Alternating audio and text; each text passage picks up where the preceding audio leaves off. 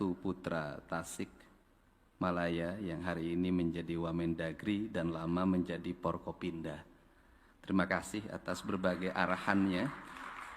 Mudah-mudahan bisa menjadi spirit kita dalam upaya melakukan pembangunan yang mengarah pada penyatuan atau kemanunggalan. Jadi pembangunan itu seringkali memisahkan manusia dari lingkungannya yang pada akhirnya melahirkan keterisolan diri, keterisolisasian diri manusia, terisolir manusia, sehingga menjadi dia terpisah dari lingkungannya, melahirkan depresi, melahirkan angka bunuh diri.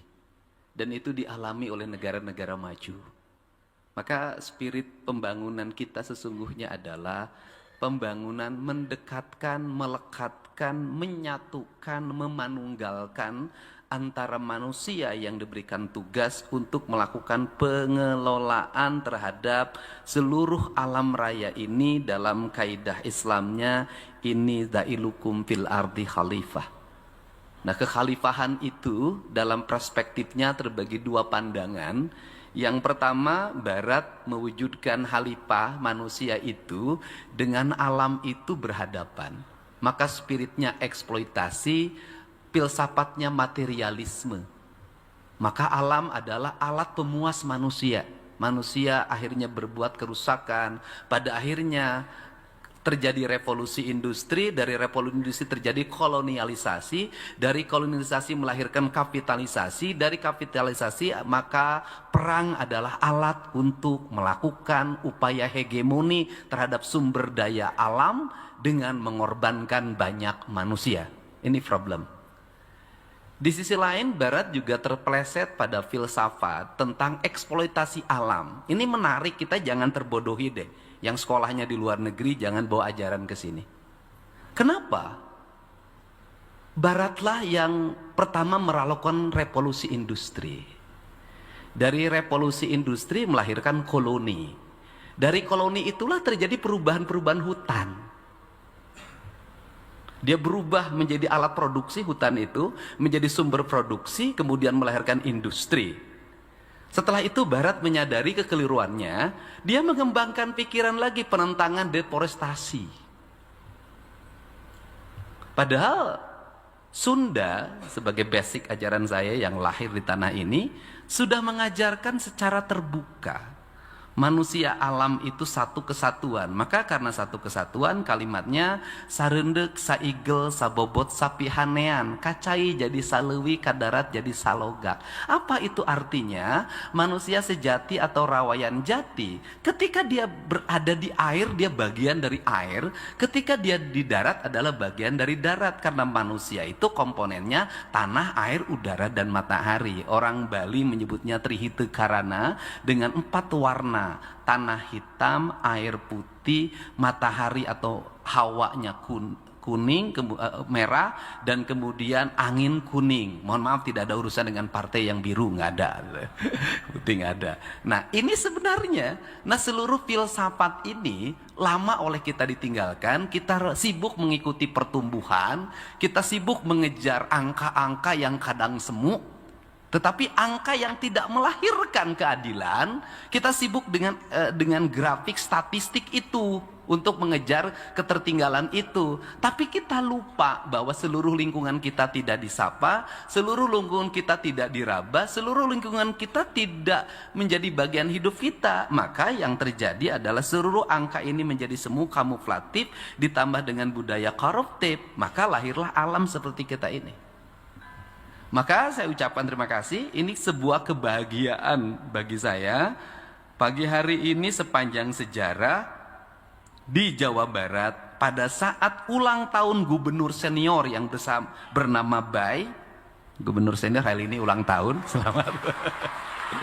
Kita bisa berkumpul, dan yang paling menarik Sekjen Partai Demokrat saja hadir, walaupun tidak ada dalam 4 warna itu.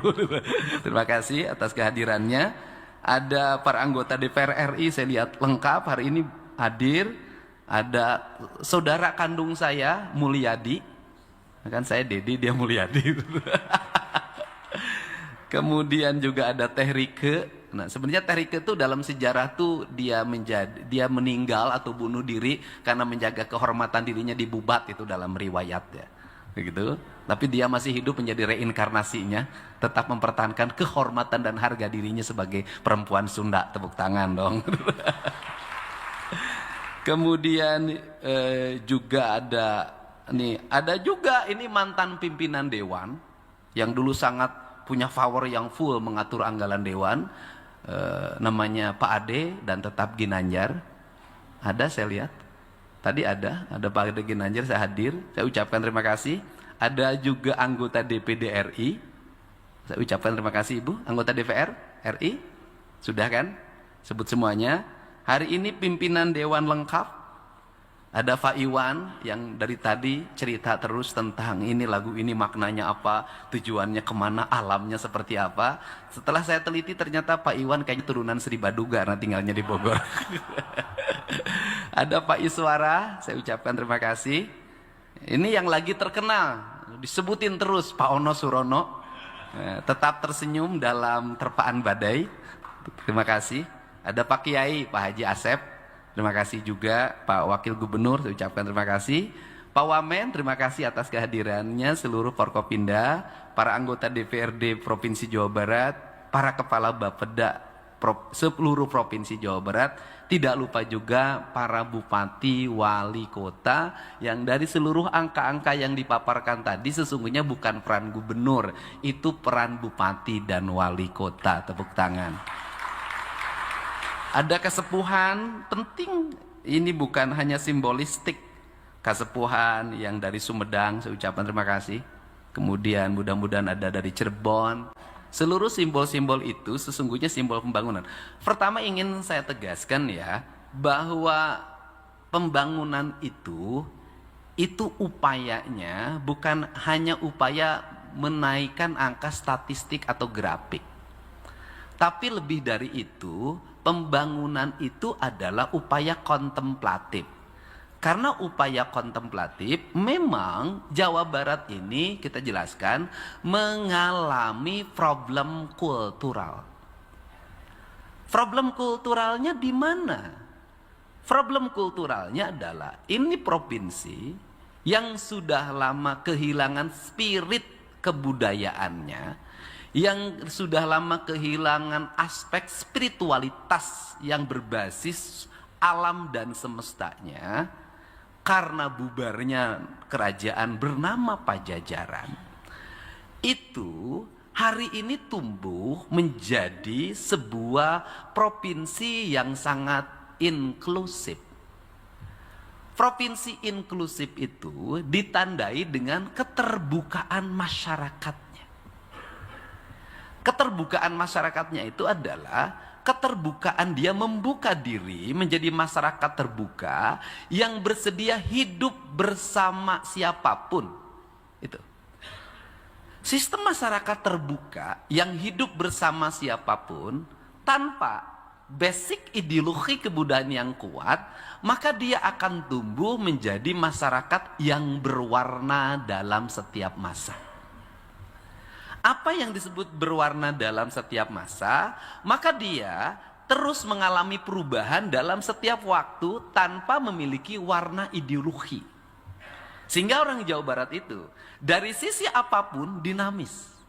Dari sisi politik di Jawa Barat tidak pernah ada partai politik yang bisa lama menjadi pemenang. Dia berubah pada tahun berikutnya. Elektoralnya sangat tergantung pada apa? Pada dua hal. Nu kadele, nu kareng. Apa itu artinya? Apa yang terlihat dan apa yang terdengar. Kenapa masyarakat Jawa Barat sangat mudah berubah apa yang terlihat dan yang dengar? Karena dia tidak punya basic ideologi permanen. Dia berubah. Dalam bahasa Sundanya lempeh yuni. Apa itu artinya? Mudah sekali berubah. Nah, mudah sekali berubah ini sangat baik dari sisi aspek sebagai masyarakat dinamis yang berubah dalam setiap waktu. Manakala perubahannya menuju arah positif. Tetapi akan menjadi problem manakala perubahannya memiliki aspek yang bersifat konotasi negatif. Maka yang kedua adalah masyarakat yang berubah seperti ini cenderung terhegemoni. Dia bukan mempengaruhi tapi dipengaruhi. Saya berikan contoh. Orang Jawa Barat ketika ada di kampungnya, kemudian di situ ada pendatang yang menjadi tetangganya, itu bukan pendatangnya yang mengikuti gaya orang yang tinggal di sana sudah lama menjadi pribuminya, tetapi sang pribumi mengikuti gaya pendatangnya. Nah, ini menimbulkan apa? Menimbulkan sebuah problematika lingkungan yang setiap daerah itu tumbuh nyaris tanpa identitas.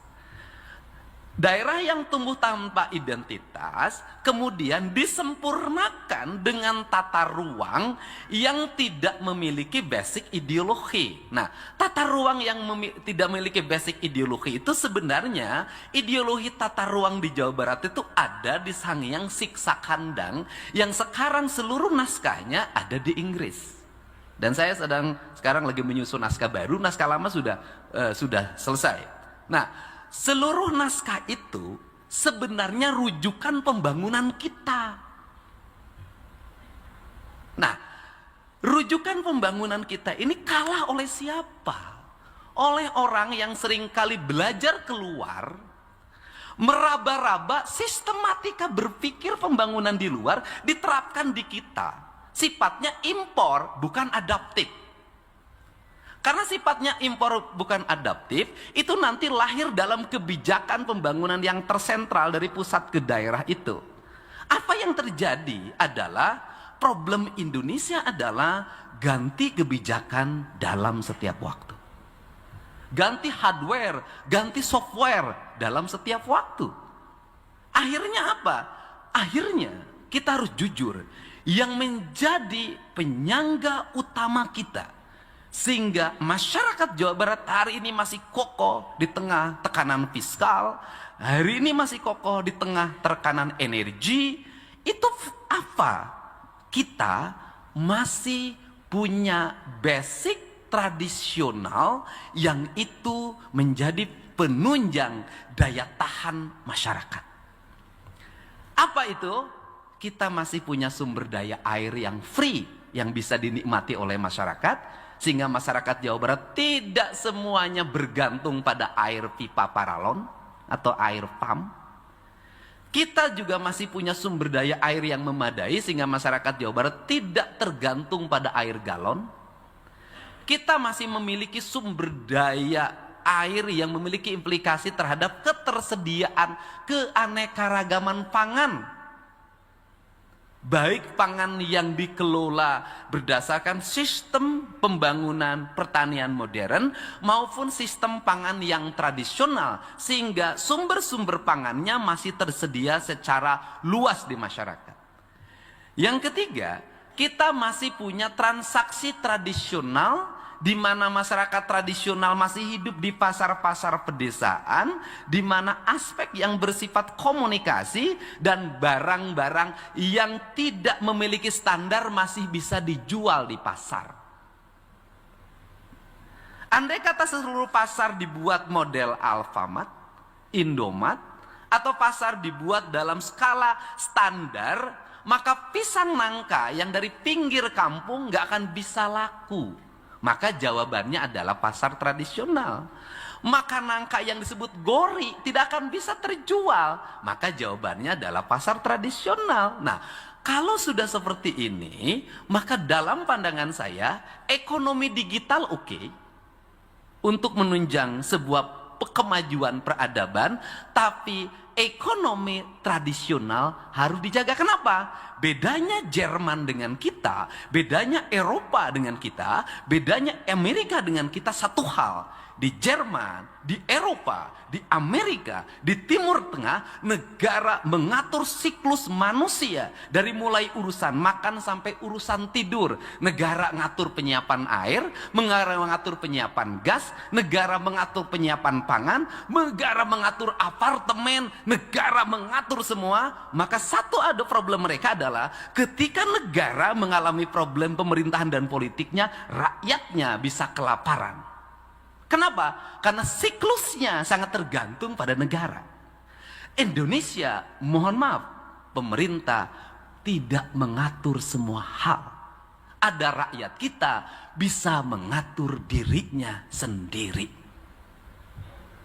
Rakyat kita tidak semuanya mendapatkan subsidi beras. Rakyat kita tidak semuanya mendapatkan subsidi gas. Rakyat kita tidak semuanya mendapatkan subsidi pendidikan. Rakyat kita tidak semuanya mendapatkan fasilitas jalan yang baik. Tetapi mereka masih bisa survive dalam perkembangan setiap waktu. Tesis ini kenapa saya omongkan? Kita pernah melewati masa kolonial Belanda, survive. Kita pernah melewati masa Orde Lama, survive. Kita sudah melewati masa krisis ekonomi 98, survive. Untuk itu saya selalu bicara pada kepala OVD, jangan sekali-kali berpikir kita mengatur urusan masyarakat semuanya. Tidak, ada hal yang bisa kita atur, ada hal yang mereka harus bebas merdeka mengatur dirinya. Kenapa? Karena Indonesia akan tetap kokoh kalau negara tidak ngatur seluruh urusan hal. Artinya, nyawa satu orang, kebudayaan satu orang, perilaku diri satu orang, tidak semuanya harus bergantung pada negara. Dan tidak semuanya negara harus mengaturnya. Kenapa? Karena suatu saat ada fluktuasi politik, geopolitik internasional, ada fluktuasi politik nasional, maka seluruhnya tidak akan mempengaruhi survivalnya rakyat. Ini beda.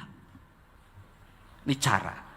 Untuk itu, maka dalam pandangan ini saya lebih memandang bahwa kebutuhan dasar pembangunan, misalnya kita paham, misalnya ada laju pertumbuhan ekonomi yang tinggi pada satu daerah, tetapi sesungguhnya kita jangan terpaku pada angka itu.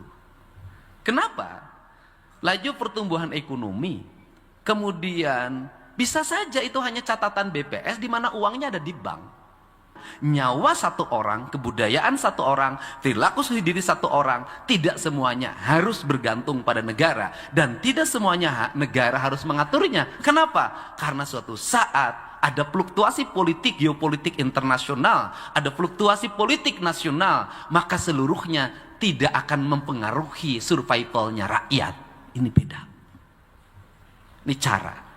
Untuk itu, maka dalam pandangan ini, saya lebih memandang bahwa kebutuhan dasar pembangunan, misalnya kita paham, misalnya ada laju pertumbuhan ekonomi yang tinggi pada satu daerah, tetapi sesungguhnya kita jangan terpaku pada angka itu.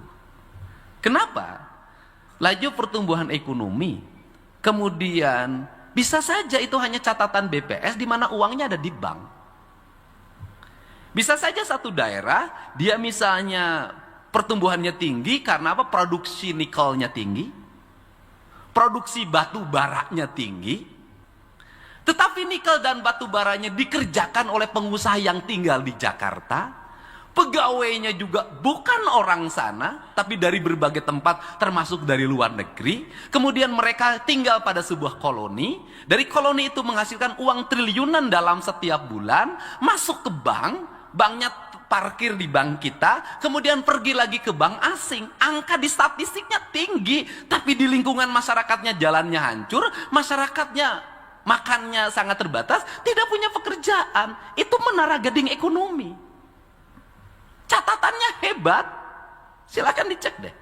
Saya lebih memilih pada nggak apa-apa, tidak tercatat uang di bank tinggi nggak penting bagi saya. Tapi rakyat saya itu tiap hari punya kemampuan untuk anaknya sekolah, punya kemampuan untuk beli baju ketika lebaran, punya kemampuan untuk selamatan dalam setiap waktu, ekonominya muter tumbuh. Problem Indonesia itu bukan persoalan uang. Problem Indonesia, problem Jawa Barat adalah kepemilikan uangnya terjadi disparitas yang sangat tinggi. Kenapa?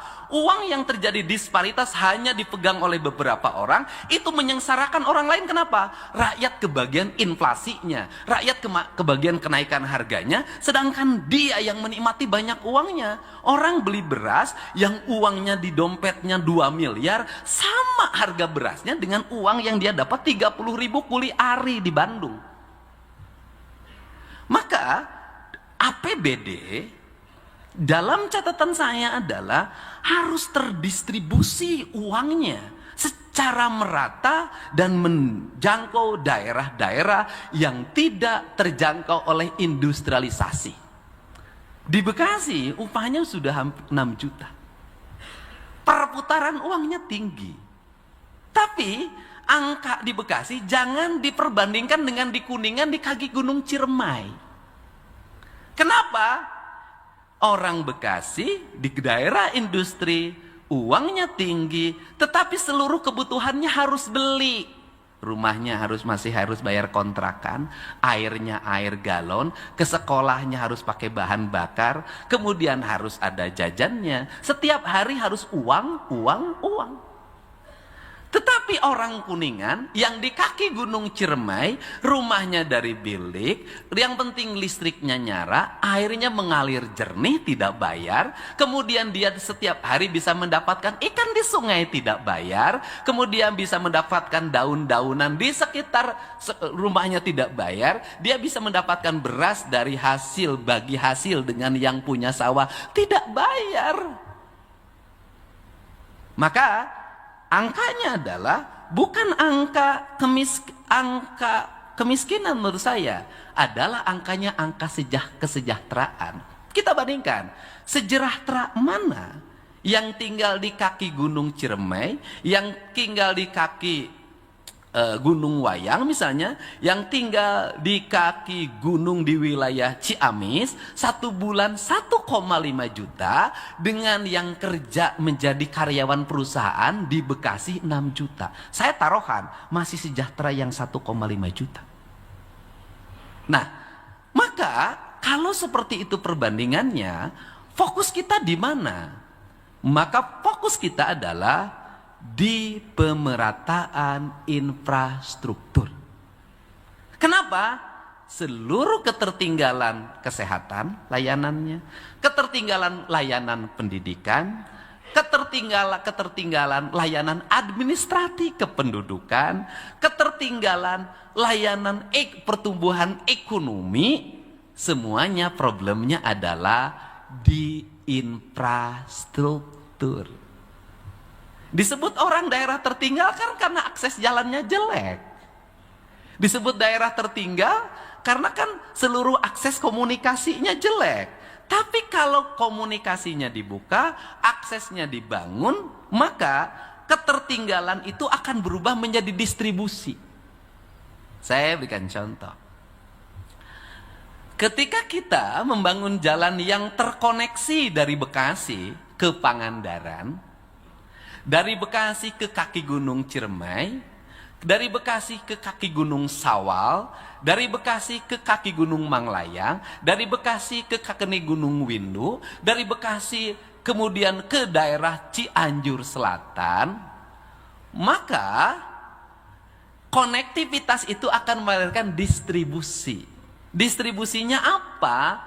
Orang yang tinggal di Bekasi, tinggal di Karawang, tinggal di kota Depok, tinggal di kota Bekasi, dengan upah yang sangat tinggi, dia akan menikmati dalam Sabtu Minggu untuk naik motor mengelilingi area-area perkebunan yang masih terjaga habitat perkebunannya, dengan rumah-rumah panggung yang tertata, dengan pedagang-pedagang yang jujur dan bangunannya sudah rapih tersedia. Maka itu akan menjadi aliran distribusi uang dalam setiap waktu. Konektivitas. Dan itu bisa dilihat cerita Pangandaran ketika sekarang kan naik. Kenapa? Distribusi. Distribusi apa? Konektivitas infrastruktur. Nah, maka di sini ada perilaku yang harus dirubah. Di mana perilaku yang dirubahnya adalah karakter para pedagang. Karakter para pedagang itu seringkali tidak pernah peduli dengan namanya estetika. Nu penting mah aing payu. Nah, apa problemnya? Kenapa wisata kita hanya musiman kemudian hilang? Karena nilai-nilai ideologi filosofinya hilang. Kenapa? Berubah menjadi keramaian. Sesuatu yang keramaian, yang itu dadakan, nggak akan lama, Pak. Nggak akan lama. Maka saya mencoba untuk hari ini agak tangan besi sedikit. Kenapa? Jalannya harus rapih dong. Bangunan-bangunan plastik-plastik pedagangnya nggak bisa. Kenapa? Harus estetik dong. Solusinya bagaimana terhadap mereka? Sudahlah, saya tanya dagangnya sekian, itu juga judulnya. Dan judul penjual di Jawa Barat itu sama Pak hari ini. Nggak beda lah. Mie rebus, kopi, gorengan, cuanki, kemudian sosis bakar, seblak. Sudahlah. Bayangin Pak. Di barisan sekian kilometer, areal pemandangan kebun yang indah itu, isi pedagangnya adalah tukang cuanki, sosis bakar, kopi. Semuanya sama, Pak. Nggak bisa. Sesuatu yang sama tidak akan melahirkan kerinduan. Akan melahirkan kerinduan manakala beda. Nah, maka saya lebih memilih begini, Pak pimpinan dewan, saya lebih memilih mereka, saya latih jadi tukang sapu deh. Sudah, gaji 4,2 juta bersihin jalan provinsi dibanding berdagang di situ. Kenapa? Karena saya ngambil target jangka panjang. Kenapa? Dengan jalan bersih, maka tingkat mobilitas orang untuk datang semakin tinggi, uang semakin datang. Dan nanti akan terisi apa? Kafe-kafe yang tertata, hotel-hotel yang tertata, rumah makan yang tertata. Siapa yang mendapat implikasi ekonomi? Kabupaten kota. Pajak hotel restorannya meningkat. Kenapa ini harus jadi tujuan? Kita paham hari ini kita mengalami tekanan fiskal. Kalau kita tidak dapat dari pajak motor, kalau kita tidak dapat dari pajak hotel restoran, rek ngabangun ti mana iroh eueuh duitna. Tepuk tangan, deposit. Sudah, kita nggak ada duit. Untuk itu diperlukan inovasi. Tetapi pemimpin sejati adalah pemimpin yang mampu bertahan, mampu berkembang di tengah tekanan fiskal. Itu. Kalau dikasih duit banyak Gubernur Jawa Barat, ya nggak hebat. Dipotong 3 triliun masih bisa bangun jalan 100 kali lipat dibanding yang dulu. Ya itu baru hebat. Itu. Ini kan bentuk kehebatan. Biasanya musrenbang di hotel yang mahal. Ya sudah, mending keneh Mang Dede di Tasik sih ngerenovasi ruangan, lumayan pan. Cuman ada efek Pak, begitu ada ruangan bagus, ngantri daftaran ingin acara di sini, kan ngaripuhkeun eta teh. Kenapa ngaripuhkeunnya? Anggaran jamuan tamu Pemprov Jabar 500 juta setahun. Kalau nanti ngantri ke sini menggunakan ruangan ini plus daharna, nek mayar ti mana eueuh duitna. Ini kan jujur loh Pak. Dan saya hari ini umum saya sudah berani ngomong, Pak memang duitnya nggak ada. Udah boleh pakai ruangan tapi minum aja. Kita nggak bisa nyiapin makan. Duitnya nggak ada. 500 juta setahun Pak. Asalnya 30 miliar. Tapi minimal ruangan gratis menang lah. Gitu loh. Tapi bekal mau sorangan sih ya. Nah ini kan inovasi. Nah untuk itu fokus kita di 2027 ini tetap membangun konektivitas infrastruktur jalan plus PJU plus CCTV plus drainase plus tugu batas plus marka jalan plus itu. Konektivitas ada 2 menurut saya. Yang pertama adalah konektivitas daerah yang masih terisolir. Maka dibagi 2 kebijakan. 1, mendorong pembangunan jalan provinsi. Maka kan tahun ini kan selesai DED-nya. Kita selesaikan secara bertahap. Tadinya pengen tahun ini tapi kan duitnya turun. Ya sudah, kita evaluasi dulu. Tahun depan harus jadi Pak Kepala Bapeda jalur Puncak 2. Tuh. Itu konektivitas Pak. Yang kedua, setelah Puncak 2, maka konektivitas harus terbangun lagi. Sukabumi, Pangandaran lewat jalur tengah. Karena itulah yang membuat ketertinggalan orang Sukabumi, ketertinggalan dari sisi konektivitas. Kemudian Cianjur Selatan, Garut Selatan. Sehingga anggaran ke Garut jangan lagi bantuan buat yayasan. Ganti sama infrastruktur jalan. Karena bantuan buat yayasan 10 tahun Garut diguyur duit, Pak. Itu rata-rata uang ke Garut dalam 10 tahun terakhir itu 400 miliar dalam setiap tahun. Tapi rakyatnya gogorowokan we jalan butut, Pak Dede. Nah, sudah. Gitu loh, gitu. Nah, ini harus diselesaikan. Nah, sampai Pangandaran, kenapa? Agar orang menuju Pangandaran tidak fokus ke Pangandaran. Dia mampir di berbagai tempat yang itu bisa melahirkan efek ekonomi. Kenapa orang fokus ke tujuan? Karena di perjalanan tidak ada yang menarik. Ini yang harus dibangun konektivitasnya. Nah, kemudian di wilayah sisi utara, kita harus menyelesaikan berbagai problem kelautan. 1. Infrastruktur dasar layanan laut. 2. Pendangkalan seluruh muara di wilayah pantai utara. Ini Pak Ono ahlinya begitu. 3. Kampung-kampung nelayan yang kumuh. Kemudian yang keempat adalah ancaman banjir dalam setiap waktu akibat meluapnya sungai yang dikelola oleh BBWS dan PJT. Nah, ini Pak Herman sudah memelopori. Ini. Nah, kemudian dari sisi tata wilayah, ini penting dan harus ditekankan. Saya berulang-ulang. Cirebon, kota Cirebon, Kabupaten Cirebon, itu merupakan representasi dari Jogjanya Jawa Barat. Culture-nya kuat di sana.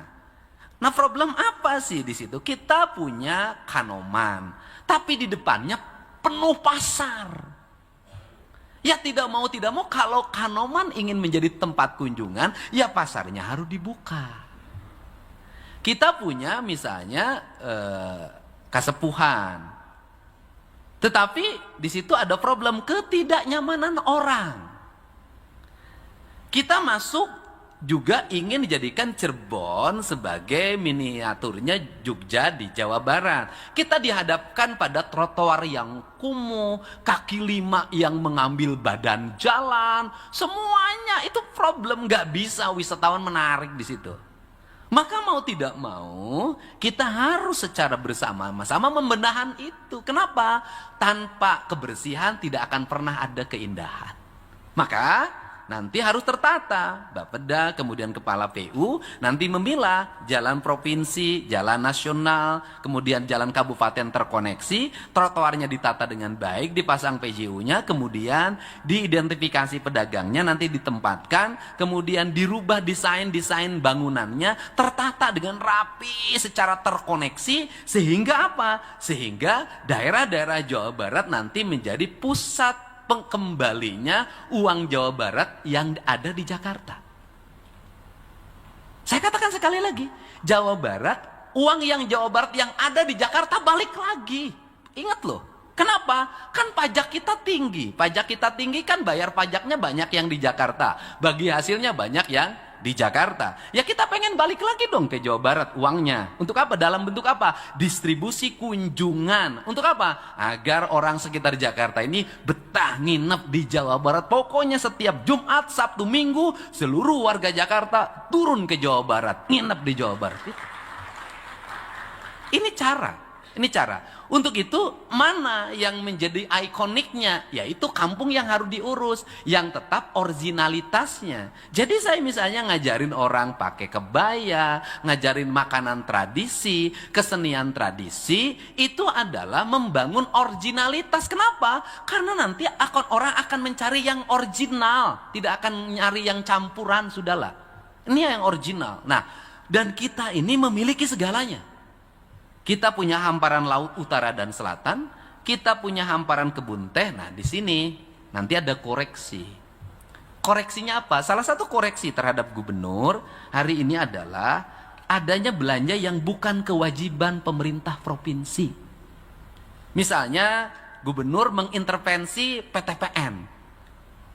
Mengintervensinya apa? Di PTPN, provinsi nanam teh. Kemudian pekerjanya diupah oleh provinsi. Itu dianggap salah. Bagi saya benar. Kenapa? Karena kalau tidak diintervensi oleh kita, PTPN tidak mau nanam teh. Senengnya nyewain kebun teh. Kenapa? Karena Jawa Barat kuncinya itu. Kalau tehnya rusak, Jawa Barat akan mengalami degradasi lingkungan yang kuat dan menurunnya arus wisatawan.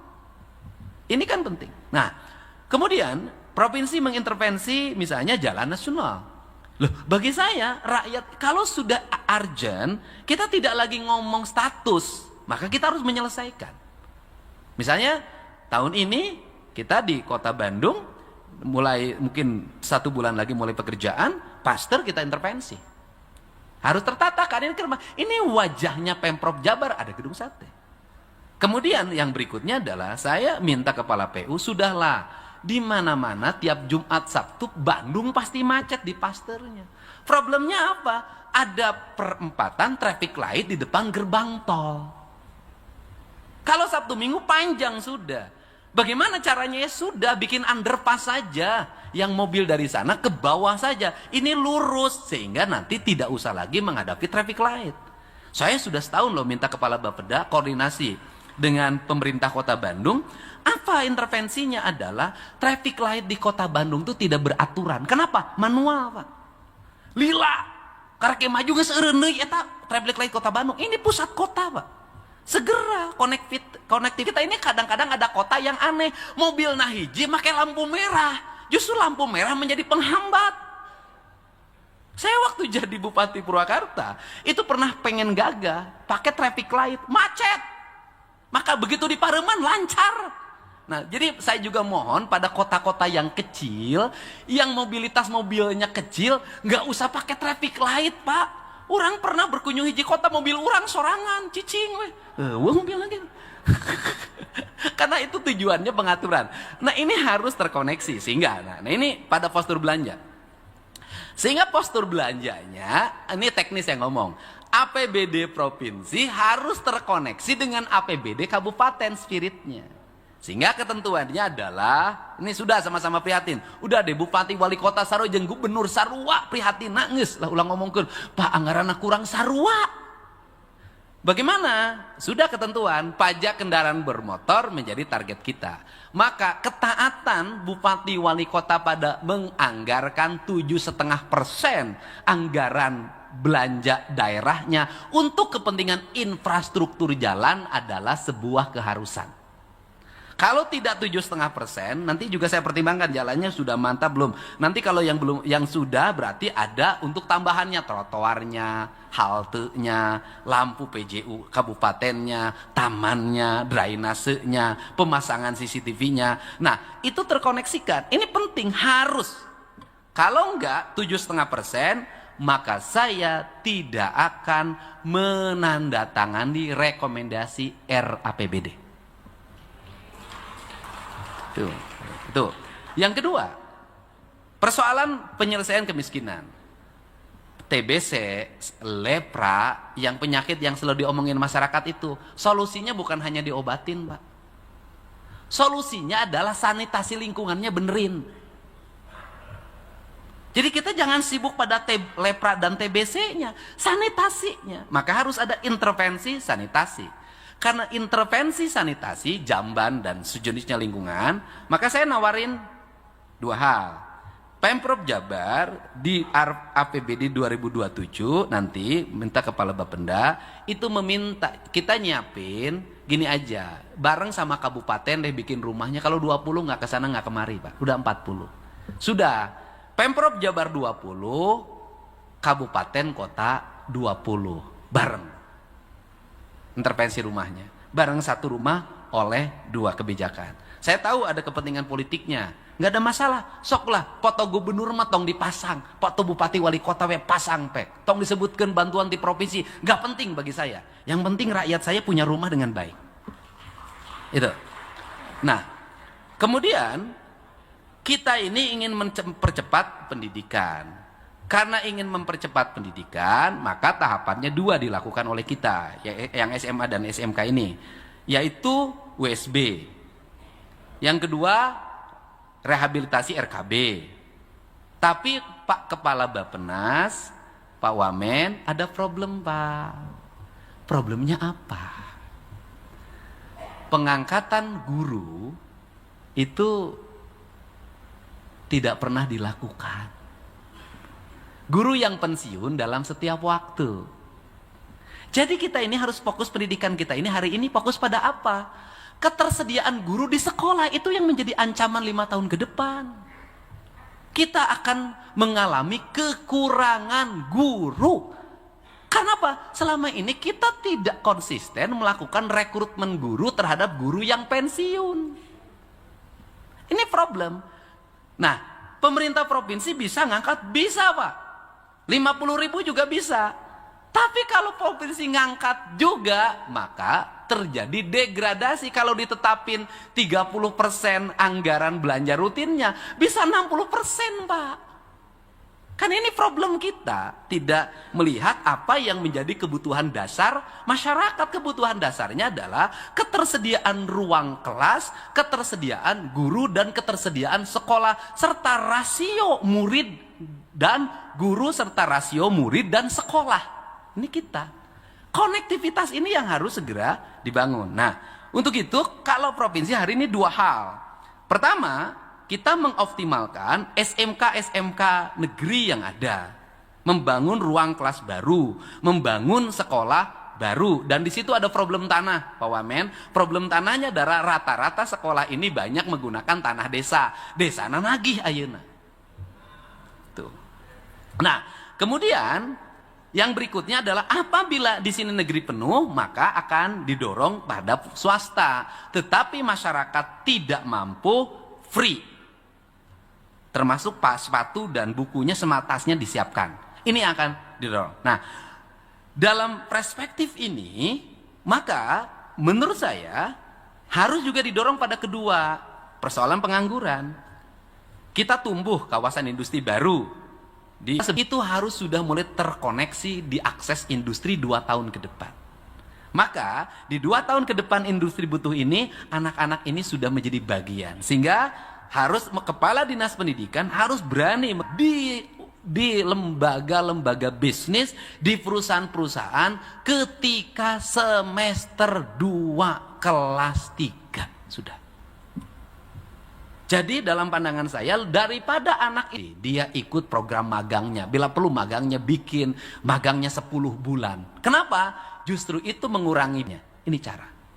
Nah, untuk mendorong kelas menengah baru, maka anak-anak kelas menengah bawah di seluruh provinsi Jawa Barat yang tertradisi dengan tradisi lingkungan yang hari ini semakin buruk, mereka harus mulai didorong ke sekolah-sekolah yang berorientasi industri, sekolah-sekolah lain.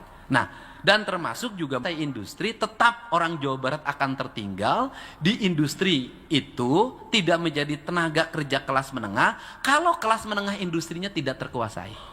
Maka kelas menengah industri terkuasai kalau kita mendorong kelas menengah baru dalam sektor industri dengan menyiapkan tenaga kerja terdidik untuk masuk ke level. Tapi kalau manajer HRD-nya orang situ, orang Jawa Barat, maka sekampungnya akan dibawa ke sana. Itu sudah menjadi konektif, menjadi fokus. Nah, kemudian sisi keluarga berencana, ini kan problem.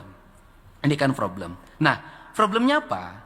Di data statistik yang saya miliki, rata-rata orang berpenghasilan rendah dan dikategorikan miskin, anaknya banyak.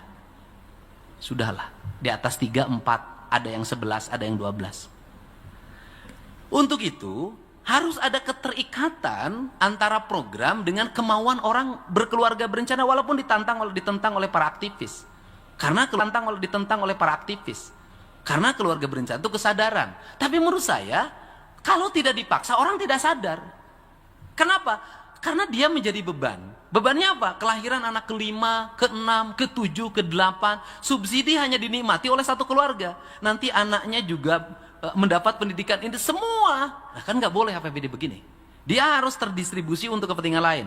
Maka seluruh program perbangunan harus terkoneksi dengan kesadaran berkeluarga berencana. Nah, terakhir, apa yang menjadi trending topik kita? Ini trending topik, ini fakta yang harus diakui. Banyak sekali warga Jawa Barat perempuan, nih Teh Rike, Itu yang bekerja di Batam, di Kalimantan, sampai ke NTT. Rata-rata jadi PL. Ya kalau saya dan teman dewan tahulah PL itu apa. Hah? PL, perempuan luar kota. Nah, kan ini juga mohon maaf, membranding. Mohon maaf, ini penting banget. Membranding bahwa seolah-olah perempuan Jawa Barat tuh kayak gini loh. Nah, ini segera Dinas Tenaga Kerja Provinsi membangun kerjasama dengan seluruh dinas tenaga kerja di seluruh Indonesia, agar mereka yang berangkat ke sana wajib lapor ke Dinas Tenaga Kerja dulu agar kualifikasinya terpenuhi. Kalau tidak terpenuhi, maka selalu nanti muncul menjadi isu-isu yang memberikan sentimen negatif terhadap Jawa Barat. Nuhun-nuhun industrialisasi di wilayah-wilayah tertentu itu tumbuh agar mereka mau bekerja di sektor industri, walaupun secara mental belum tentu mau. Kalau di industri upahnya ya 3 juta, 3,5, 4. Kalau jadi PL, kalau dapat tips jadi gubernur kan gope sekali. Tips itu tip. Oh, gitu. Saya aja nggak akan nyebutin dari anggota dewan, nggak. Nah, ini kan harus segera dibenahi, membangun citra. Termasuk apa? Termasuk Bupati Cianjur, Bupati Sukabumi, Bupati Bogor. Kita juga harus segera membenahi agar wilayah Cipanas tidak menjadi pusat kawin kontrak. Ini fakta, Pak. Kenapa? Jangan sampai kita itu selalu ironi. Satu sisi mengatakan kita ini daerah religius, tapi di sisi lain kawin kontraknya merajalela. Dan ini harus bagaimana, problemnya apa sih sehingga orang cenderung memilih kawin kontrak gitu loh. Sebenarnya kan kawin kontrak itu sama dengan ya PSK secara umum, cuman dikasih kalimat kontrak. Kontraknya 1 jam gitu loh. Kan ini problem. Kenapa? Kita harus menyentuh pada wilayah-wilayah sensitif yang itu menjadi orientasi kita. Terakhir, ini problem. Kemiskinan di Jawa Barat itu terjadi karena perilaku warga juga.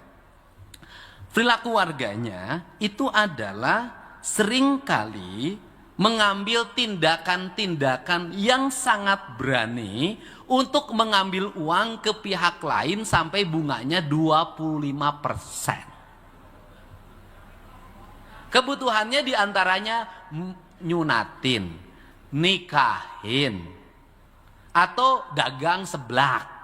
Ini dagang seblak ini pinjemnya ke Bank Emok ini. Kemudian dagang mie rebus.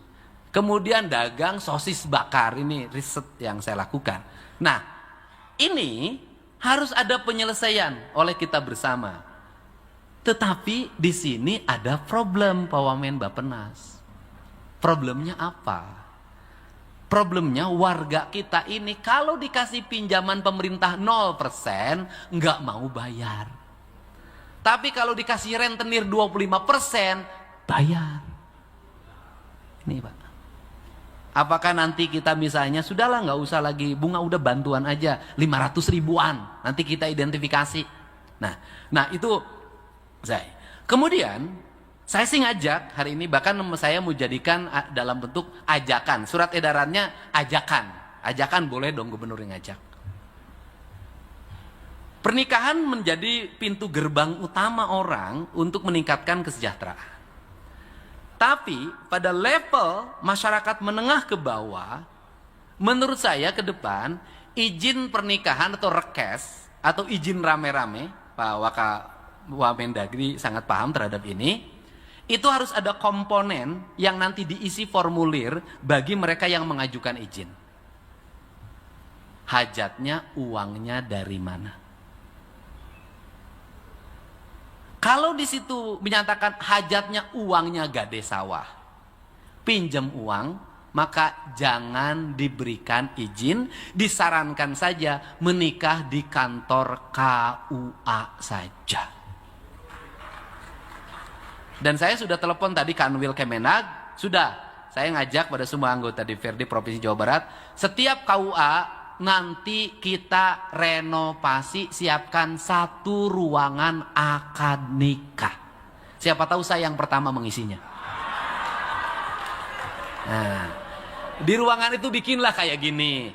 Terus kemudian nanti disiapkanlah kursi pengantin. Ya cukup 1 kali beli dan siapa orang bisa menggunakannya. Bila perlu di ruangan itu nanti kita siapkan pinjam baju pengantin. Yang tidak boleh dipinjamkan pengantinnya, bajunya boleh. Kita siapkan. Untuk apa?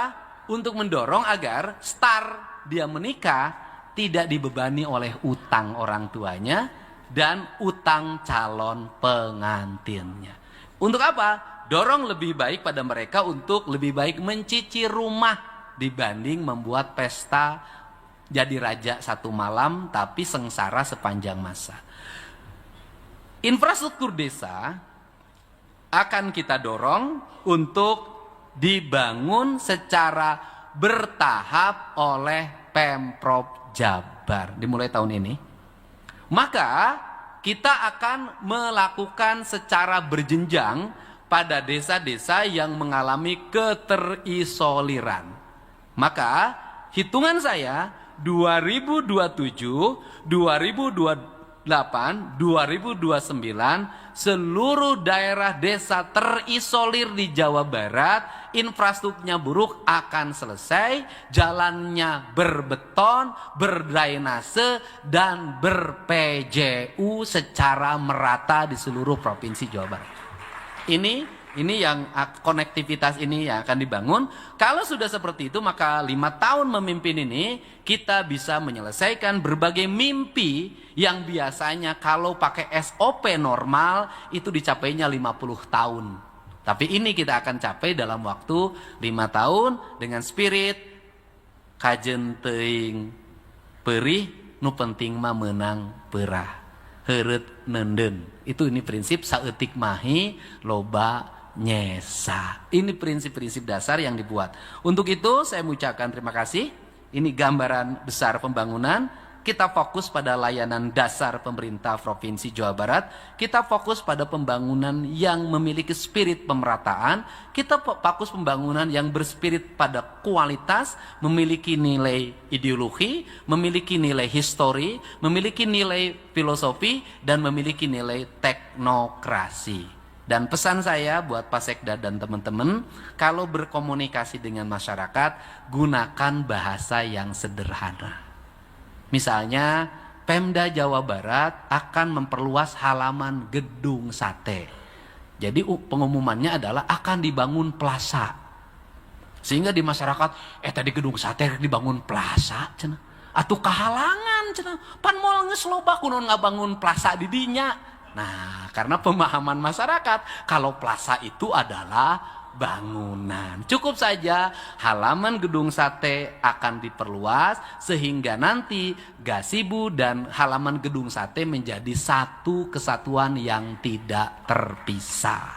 Dan kemudian jalan di Ponorogonya tidak akan lurus tapi melingkar ke arah ujung utara mengambil sebagian tanah gazebo. Jadi luasan jalan di Ponorogo nanti mengambil seluas tanah gazebo di ujung. Kalau ada orang yang mengatakan bahwa ini menyalahi tata kota, kalau mau konsisten, yang salah dalam tata kota dan melanggar undang-undang yang mengatur tentang kepurbakalaan atau gedung-gedung yang memiliki nilai heritage bahkan nilai keamanan, justru hotel Pullman yang salah. Tepuk tangan, itu salah. Kesalahan terbesar. Kenapa? Di depan gedung sate ada bangunan hotel yang tingginya melebihi gedung sate. Dari sisi keamanan, gedung sate bukan gedung lagi yang aman. Kenapa? Sniper ada di Pullman membidik ke arah gedung sate. Itu sangat mudah. Sehingga saya lebih memilih tinggal di rumah saja daripada di gedung sate. tidak aman itu. Ya sudahlah. Nah, jadi ya, jadi biar nembaknya, kalau Pak Erwan ditembak dia kebal peluru, dijaga oleh Piking. Nah, jadi sebenarnya jujurlah di kita ini, termasuk ini Pak, Gedung Pakuan. Gedung Pakuan juga salah. Itu di depannya ada hotel yang lebih tinggi dari Gedung Pakuan. Jadi kita ini kalau ngomong, pertanyaannya baheula nu jelas salah di Arantep. Itu problem kita, gitu loh. Itu salah Pak. Sok mau ngomong dengan siapapun, salah itu Pak. Gitu. Dan yang paling menarik, Volman itu dibangun di atas tanah Pemda Jawa Barat. Itulah anehnya kita.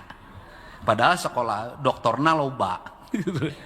Nah, ini yang dibangun. Untuk itu saya ucapkan terima kasih. Mudah-mudahan ini menjadi spirit kita semua. Saya ucap terima kasih kehadirannya. Terima kasih pada jajaran pimpinan DPRD Provinsi Jawa Barat yang support terhadap seluruh gerakan pembangunan Jawa Barat.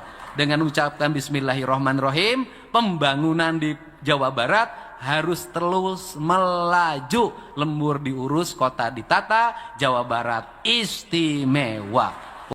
Baik teman-teman, pada bagian ini saya ingin mengulas kembali sebuah pidato dari Kang Deddy Mulyadi yang sempat menarik perhatian publik. Pidato ini bukan rekaman terbaru, melainkan disampaikan sekitar 2 bulan yang lalu. Meski demikian, isi pesannya masih sangat relevan hingga saat ini.